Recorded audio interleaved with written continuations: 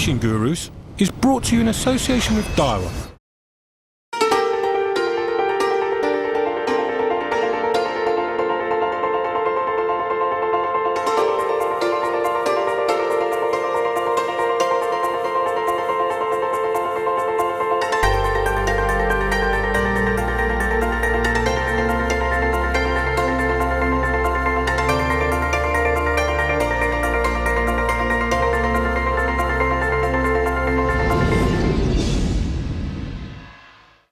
Welcome to Fishing Gurus. I'm Dean Macey and we're here at Chestnut Pool just outside Biggleswade in Bedfordshire, and I'm here with my two good friends Steve Ringer and Adam Rooney, who are going to be fishing a match against each other, but a match with a difference. They can choose two methods and they have to stick to them all day, so they have to make them work. So let's find out which two.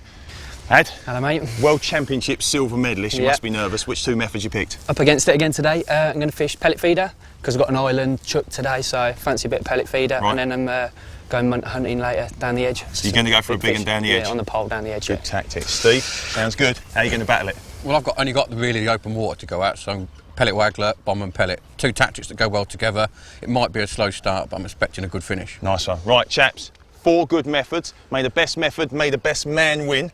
We're going to blow the whistle in about 30 minutes. Let's go. Today's the ultimate grudge match.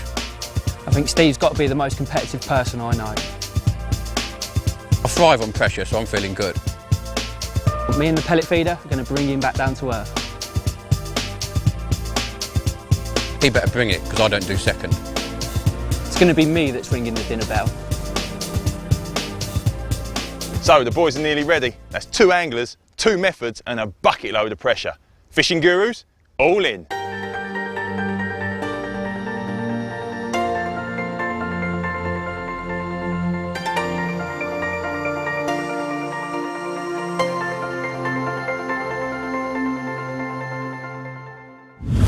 Adam Rooney. How are we doing? I mentioned earlier on that Steve's the World Championship silver medalist. You probably couldn't have picked a more competitive person to have a go at, but this is your second carp on in the space of probably, what, 4 or 5 minutes? Yeah. I've got to say, these conditions are making it quite tough for him, so Yeah. happy with the lead?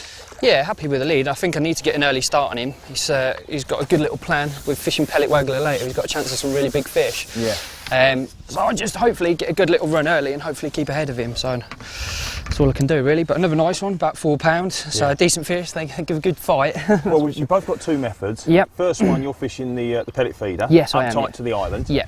And then you're going to go down the edge. Have you already started feeding down the edge? I've primed it a little bit. Yeah, I've put a good base in. I've put a lot of hemp in, Right. and basically I'm going to be fishing like a ground bait and meat and a bit of worm combination down there. So there's a lot of bait in.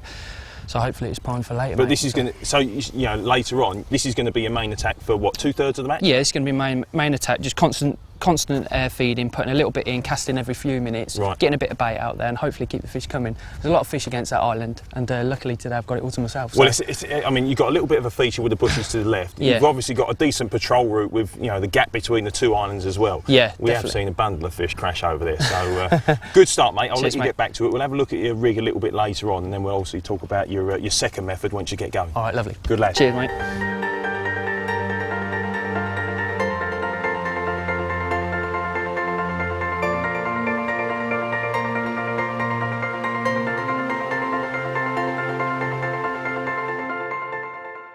So, Steve, you said this is the one that counts over all of the fishing matches that you've fished in the past. Got to say, Adam's got off to an absolute flyer. Yeah, he's got the island, so I expect him to get a good start. I've got a lot of open water, so I've got to draw the fish to me. Right. But I'm confident, once I get that first bite, it should sort of progress from there and I should get some bigger fish. Now, you've chopped and changed between both of your methods so far. We're only probably, what, we're 35 minutes into the match. Adam's obviously going to leave his inside pole line right until probably the last hour or something like that. Are you just going to chop and change and ring the changes? Yeah, I want to catch on the waggler. It's about 5 foot deep out there. Right. So I've got a waggler rig set up sort of 2 foot deep, and I'm hoping by feeding little and often, I can bring a few fish up in the water and sort of catch them in those upper layers, which in turn will allow me to catch quicker. And normally, if I can get them on the waggler, bigger fish.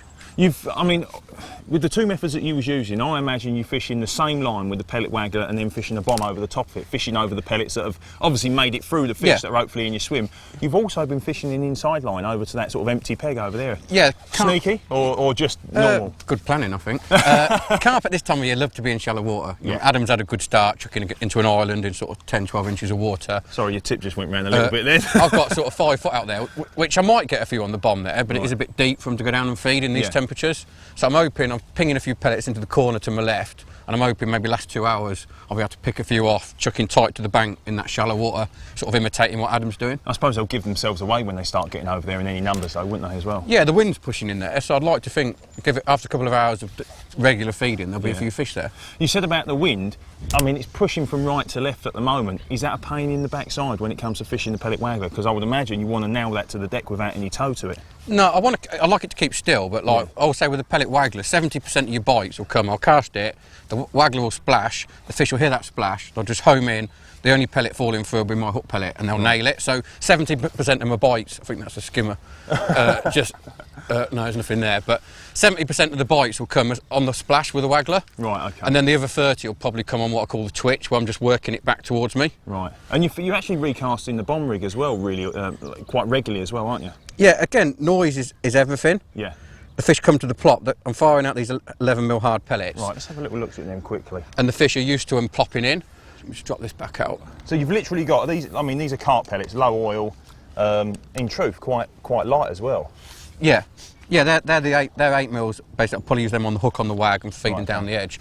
I've also got some big 11 mils. Right. They make a better noise, so make that big plop for the fish to home in on, and B, I can get them a bit further out, so I can fish the waggler, say, another 10 metres further out than what I can with the smaller pellets. Absolutely. And for a simple hook bait, you've got, what's that? I mean, it's a slightly different colour, a bit more more meaty, bit more fishy sort of smelling. Bit more attraction. It's red. I think red's really good. The water's highly coloured. Yeah. I think red's a good colour. It stands out better in coloured water. It's a bit bigger, 12mm bait, so it's what I call a target bait. Yeah. So in amongst all the 11mm pellets, that's a nice big bait sitting in the middle, and hopefully those carp are going to home in on it. You've also had a couple of skimmers, which don't count in this match. No. Is it to try and keep away from them? Yeah, there's loads of skimmers from like 6 ounces to £2 in here, and as they don't count, I don't want to be catching too many of them, but at the moment that seems to be all that's feeding. Right, well, you said that your swim was going to come good late. We're we're actually 40 minutes into the session now, and you're yet to get off the mark. But mate, if I had to put my money on someone coming good later on in the match, it'd be you. So good luck. Cheers. Go and see Adam.